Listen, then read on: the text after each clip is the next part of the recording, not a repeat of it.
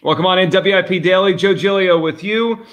Appreciate everyone subscribing, following the podcast. Of course, wherever you get your podcasts, and our 94 WIP YouTube page where we do our live shows. Tucker Bagley and myself. Tucker will jump on in a few minutes as we dive into a topic here today that I think is going to become a big one as we get closer to the season. And it feels like this is a very Philadelphia quarterback discussion, and it feels like it's a very now, I think, just modern NFL quarterback discussion where you have a mobile quarterback, a running quarterback, Jalen Hurts. And the question is, as he reaches these very high heights, and now with a contract extension, now with some security, now with some, certainty he's going to be here for a little while, what do you do? Do you let him continue to play the way he's played, the way he knows, the way he's really good at, or do you kind of curtail and cut back some of the rushing to try to keep him healthy? I don't think there is a right answer here. I'll give my opinion. Tucker will give his. Obviously, leave yours in the comments here. Send us some messages on social media on what you think about Jalen Hurts and what he should do. Just to put some perspective, and you can see it on the screen here, 165 rushing attempts last year, second most by a quarterback in NFL history. And again, Jalen Hurts missed 2 games last year. If Jalen Hurts doesn't miss those 2 games, so last year Jalen Hurts finished 34th among all players, running backs, quarterbacks, whatever, in terms of rushing attempts. He was 34th in the NFL last year with 165 rushing attempts. He was averaging, more than 10 attempts per game. And if we just play this out and say Jalen Hurts doesn't miss time, we're talking about a guy who's easily top 30, top 25-ish in rushing attempts for the season. It's a lot of rushing attempts. There's a reason running backs don't last. There's a reason we have these conversations every year about don't pay a running back. They don't last, wear and tear. Well, Jalen Hurts is taking, maybe not hits, but running the ball at that level. So here's where I'm at on Jalen Hurts. And I think this is a hard question for the Eagles to have to answer. A couple weeks ago, there was a report on ESPN. Jeremy Fowler said the Eagles expect Jalen Hurts to take another leap and talk about his completion percentage and kind of precision pocket passer. And I kind of read that as code for if we could get him to do that, if he could be more efficient here, he'll have to run less. It's almost like we're not telling you can't do it, but maybe we don't have to because we're converting first downs this way rather than that way. So that was interesting.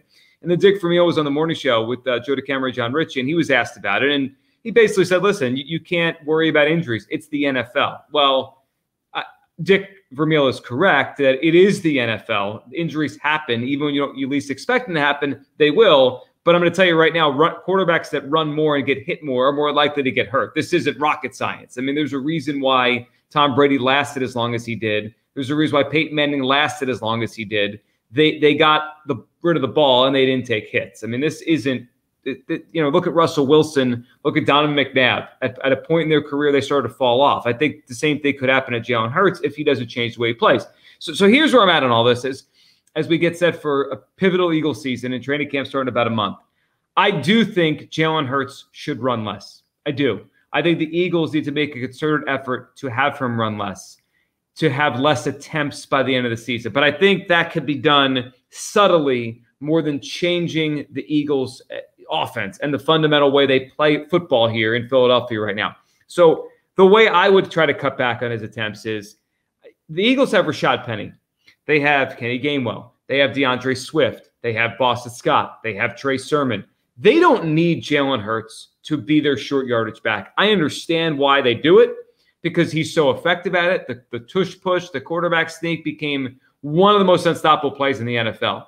But those are unnecessary, 1 to 2 carries per game in a scrum in a pile where it's just unnecessary. It's unnecessary for him to have to be the guy who does that.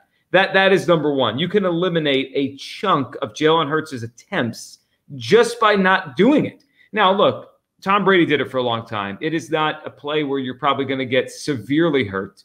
And if it is a 3rd and inches in a big play against the Bills, late November, 4th quarter, I'm not saying outlaw Jalen Hurts from doing it. I'm just saying it doesn't have to be the bread and butter of the offense every single time there's a 3rd and 1, 4th and 1 or less. It's Jalen Hurts diving into a pile. I don't think that's necessary. And I think moving forward, if they could get that out of the offense more than make it the offense on short yardage, the better off they'll be. Short yardage running shouldn't be what Jalen Hurts is asked to do. He's the quarterback of the team.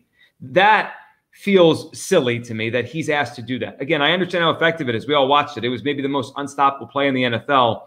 But as the years go on and you try to look for ways to naturally take some wear and tear off of Jalen Hurts' body, that is one of them. So that I would say is an easy way to just move off of as many carries for Jalen Hurts. Now, the hard part and the part I don't want to take away from Hurts is his ability to improvise, his ability to take something and make it into something.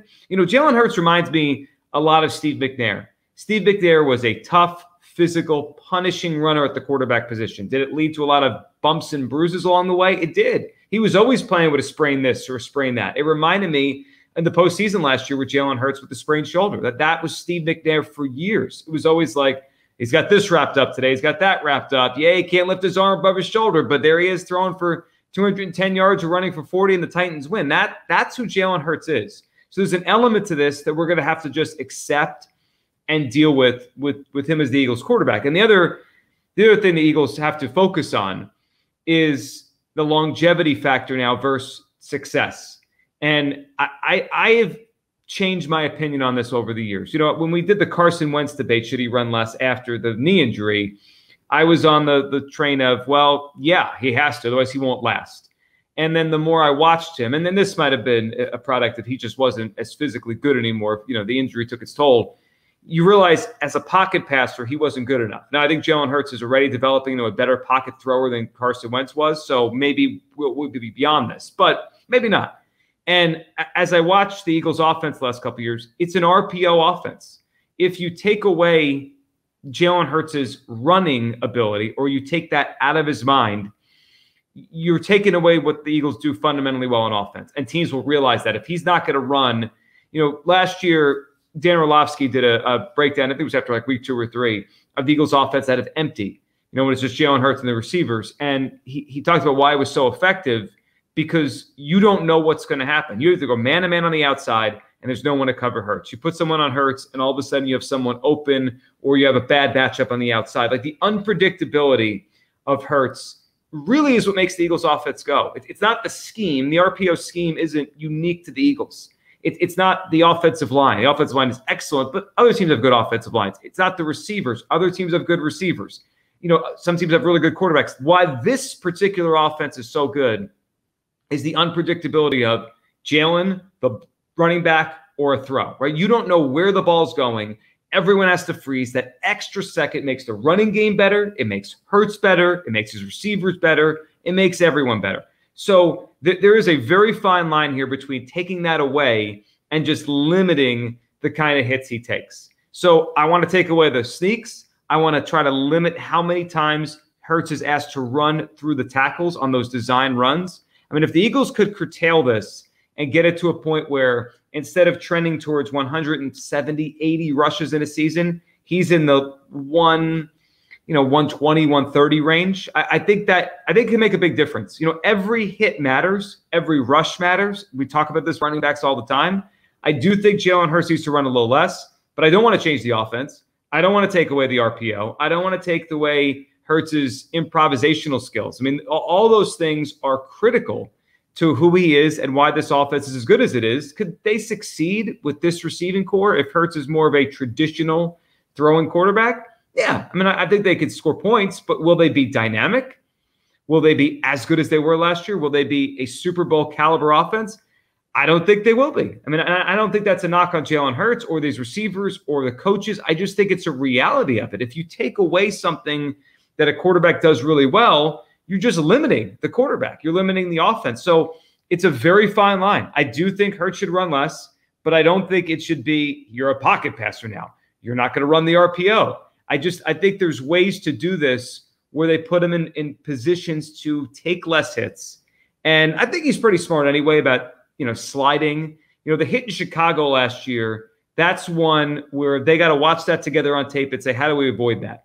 Hurts can make people miss in the open field, and what's his term, getting freaky or whatever he says. Like, he could do that, but also there's a hit by a linebacker where he gets slammed on his shoulder and it nearly derailed a Super Bowl run. So let's see what Tucker thinks on this, because I think this is a major part of the Eagles' future here. My guess is they're going to try to get him to run less, but it's hard. Like the only thing I could think of is, Tucker, that you could actually like forecast and you could plan for is just the less quarterback sneaks. Otherwise, you're changing the offense. Yeah, and you don't want him to go in and play football with that kind of in the back of his mind, right? Like you don't want him to roll out to the right and all of a sudden think, oh no, Nick Sirianni doesn't want me to do this. Howie Roseman doesn't want me to do this. I better slide. I better throw the ball away instead of picking up 6, 7, 8 yards. And you're right. Like it is a huge part of his game, especially right now. And the one thing I look at is how he was as a passer in the red zone last year. It wasn't great. He only completed 50% of his passes. Only completed, less than that when he was inside the opponent's 10-yard line. They were a great red zone offense because of his ability to run the football, because you were truly playing 11 on 11 with him, being able to run through the tackles around the end, whatever it may be. And I don't know. I mean, we're obviously not the first people to have this discussion. I guarantee you the Eagles have had this discussion quite a bit this offseason while they're, working on the contract that they eventually gave him. And now as they're trying to design the offense for 2023. But I don't know if you can sit there and say, well, the best thing he does is run the football. We should make him not do that anymore, because you can't take away one of his biggest strengths. And I know we're at the risk of, not maybe preserving him for 7, 8, 9, 10 years down the line. But if you're the Eagles, if you're Nick Sirianni and Howie Roseman, I think you have to do everything you can to win now. And if that means Jalen Hurts only runs, 7 times instead of 10 times, that's possible. But you're right. I mean, the biggest thing for me is they actually added a running back who can run between the tackles. Like I thought last year, I think back to the trade deadline, they didn't consider any big short yardage backs that maybe we thought. They were kind of more interested in a pass catching back that I think eventually became Kenny Gainwell and now is DeAndre Swift. But adding in a guy in Rashad Penny, I think he is kind of their short yardage back after Jalen Hurts truly was that guy last year, whether it was on, design quarterback runs, QB power, QB draw, or, our beloved QB sneak. I do think that's a big addition, the Rashad Penny signing, to really kind of take some of that workload off of Jalen Hurts' his hands. Yeah, it's a good point on the swing passes out of the backfield, the running game there. That feels like it could be a big deal here for the Eagles offense. And look, Tucker brings up an interesting point. It goes along with the quarterback sneak thing, the short yardage back. There are ways to naturally do this where Jalen Hurts, if you give him an outlet, let's say it's Kenny Gainwell, let's say it's DeAndre Swift, because a lot of times last year he would run off of the blitz, right? There's a blitz coming. It's not picked up. There's a free runner, and he's going because he doesn't want to get sacked. He's trying to make something positive, from negative to positive. And, I think on the Lions game week 1, he must have done it 8 times in that game where there's a free runner at him. He makes the guy miss, boom, 7, 8, 9, 10 yards. That's great. Like that helped them win that football game against Detroit. There's also another way to do it. Hot reads, which they didn't have enough of last year. And just simple, here's my outlet. Here's my back out of the backfield. Kenny, you take it. Or DeAndre, you take it, and you get the 8, 9, 10 yards. It saves Hurts from having to run, having to potentially take a hit. So I think if you go over the course of a season and you have 25 or 30 passes, easy completions to the running back. I think that's what the Jeremy Fowler thing was about a month ago. The addition of DeAndre Swift, the emergence more of Kenny Gainwell. And now you have short yardage backs that could do the goal line stuff, that could do the quarterback sneak stuff or the short yardage stuff. You're naturally going to take away 40, maybe 45 carries from Jalen Hurts each season. And then I'll live with the rest. Don't touch the RPO. Don't touch the bread and butter of the offense. It's still Jalen Hurts. The threat of him, what he does to defense, it makes the running backs better, makes everyone better. So I don't want to change who Jalen Hurts is. I don't want to change how they run the offense here because to go off Tucker's point, I'd rather have a great Jalen Hurts for another 5 years than an okay Jalen Hurts for the next 9 or 10. I think the next, use him and play with him the way he is, just like Steve McNair. And then if it ends in 5 or 6 years, his prime, it does. And that's football. Cam Newton had this. And he was a tremendous player for a little while. So that's the way I think the Eagles should go about it, subtly and smartly reducing his carries, but not changing the way he plays, not changing the fundamental offense, which is the RPO. He really they've mastered put the ball in the belly of the back, make the defense commit to something, and then attack the other side of it. Like that's what the Eagles offense is. It can't change. But this also can't go up. If the Eagles don't, if they don't address this, if they don't subtly start to limit his carries and they go up closer to 200 per year, he won't last. I mean, and he'll get hurt. Forget 4 years from now. They're lucky last year that injury wasn't worse. So it is a very fine line. I do think they should reduce the carries, but not change the offense. That's a major question for the Eagles that we'll be talking about the entire offseason. Appreciate everyone listening to WIP Daily. And, of course, the video feed, 94 WIP's YouTube page. Thanks for listening, subscribing, following. We'll talk tomorrow on WIP Daily.